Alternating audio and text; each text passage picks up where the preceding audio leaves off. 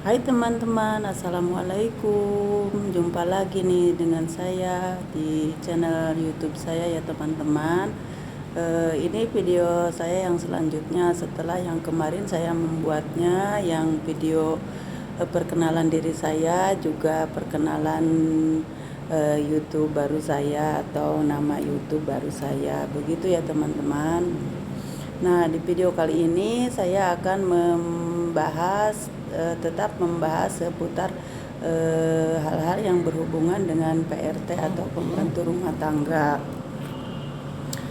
Eh, karena dari awal kan itu ya ceritanya. Jadi ceritanya tentang pembantu itu gitu. Jadi di video kali ini saya akan melanjutkan untuk membicarakan hal-hal seputar pembantu gitu. Pembantu ini seperti yang mungkin kemarin kan udah cukup banyak juga yang saya jelaskan di video yang kemarin saya buat, dan mungkin ada teman-teman yang udah sedikit mengerti apa maksud dari video saya atau channel YouTube saya, atau mungkin ada juga yang masih kurang paham. Mungkin nanti setelah video-video yang selanjutnya akan semakin lebih mengerti gitu ya. Begitu ya teman-teman. Nah, yang akan saya bahas kali ini yaitu mengenai bagaimana cara atau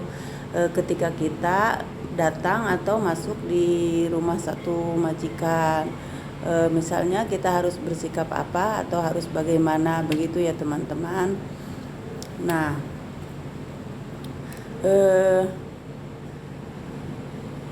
ini menurut pemahaman saya ya, mungkin nantinya bisa jadi motivasi buat teman-teman atau masukan buat teman-teman ketika teman-teman mau berangkat bekerja atau mau masuk kerja di satu majikan itu gitu. Yang pertama harus diperhatikan, mungkin kita ya, mungkin sebenarnya sih teman-teman juga udah banyak yang paham juga, cuman mungkin harus ada yang perlu diingatkan lagi atau apa ya. Pertama-tama yang harus kita lakukan ketika datang itu ya tentunya kita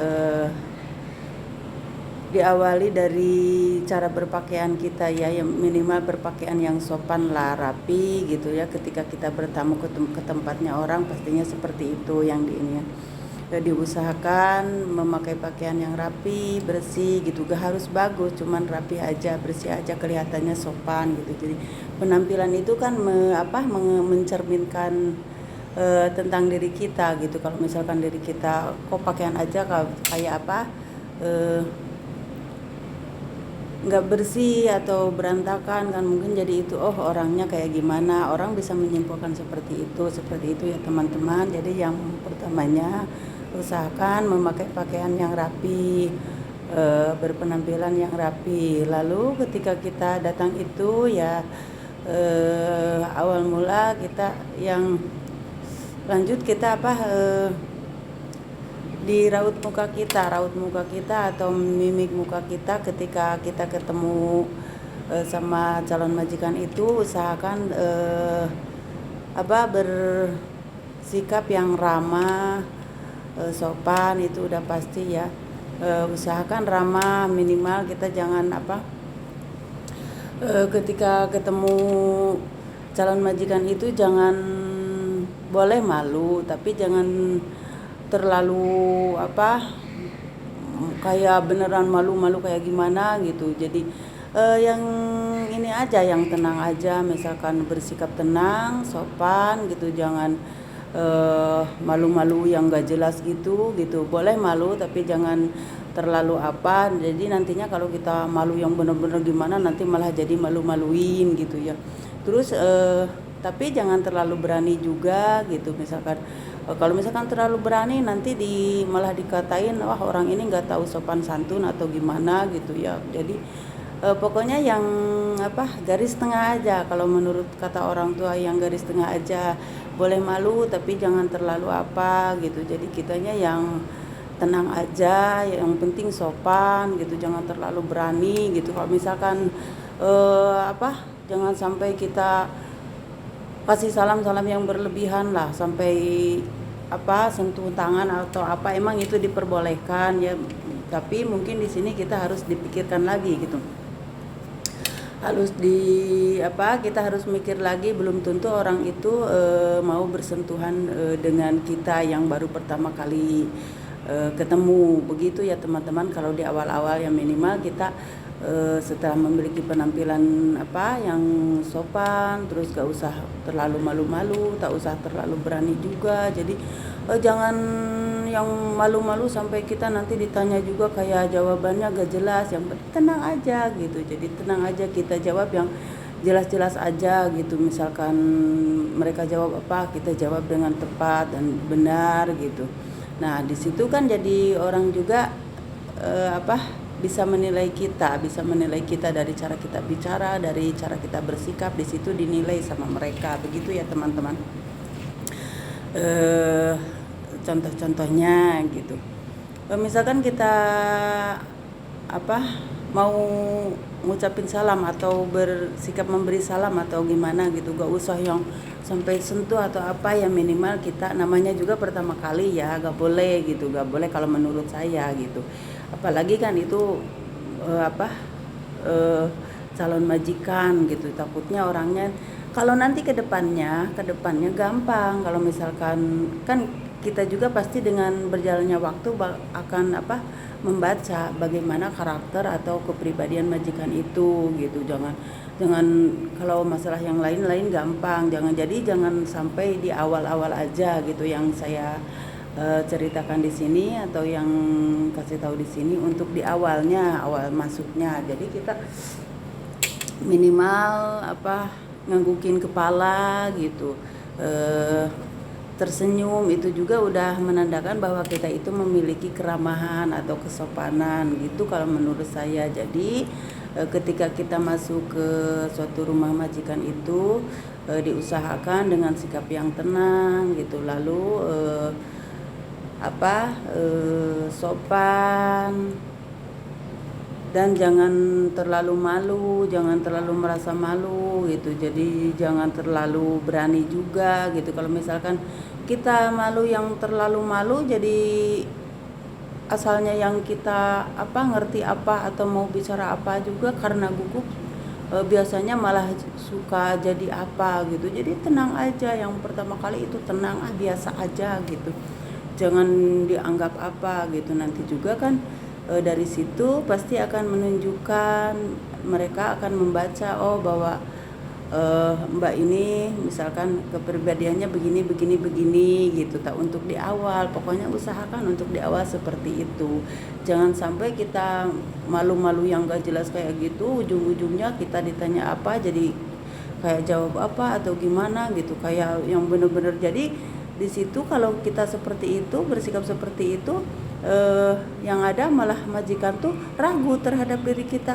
Lah ini Mbak bisa nggak ya kerja, kok sikapnya juga kayak gini gitu. Jadi itu harus sikap kita tuh yang harus meyakinkan dari awal. Kita yakin aja, misalkan kedepannya gimana nanti aja gitu.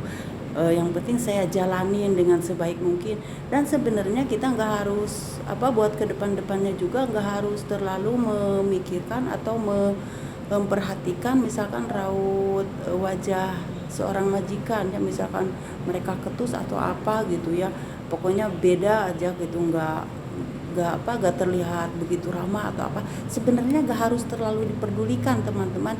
Yang harus kita pedulikan di situ diri kita terhadap mereka, tetap bersikap baik, tetap bersikap ramah, terus konsisten sama pekerjaan yang harus kita kerjakan di rumah itu, kita setiap harinya. Yang penting dari situ kalau kita udah teratur, terus bikin mereka suka atau sama pekerjaan, sama sikap kita, sama kepribadian kita, di situ kan gampang. Jadi ada kalanya sang majikan yang waktu itu kayak ketus atau kayak kurang suka atau bisa jadi berubah jadi suka gitu ya. Jadi yang penting di awal itu usahakan sebaik mungkin, jangan apa grogi gak jelas gitu ya. Jadi kitanya tenang. Dari tenang itu teman, biasanya kita bicara atau berpikir jadi semakin inilah, enggak malah jadi ingetnya kemana-mana gitu, takut duluan atau apa gitu. Jadi di situ jadi kita terlihat lebih meyakinkan, jadinya ini kayaknya bisa gitu, nggak kayak yang malah jawabannya kejelas ngelantur kemana-mana gitu. Nah di situ ya teman-teman yang saya ini kan di sini, yaitu saya memberitahu atau mengasih info atau cara ketika kita masuk ke tempat majikan itu, seperti yang sudah saya katakan tadi, jelaskan tadi. Semoga teman-teman merasa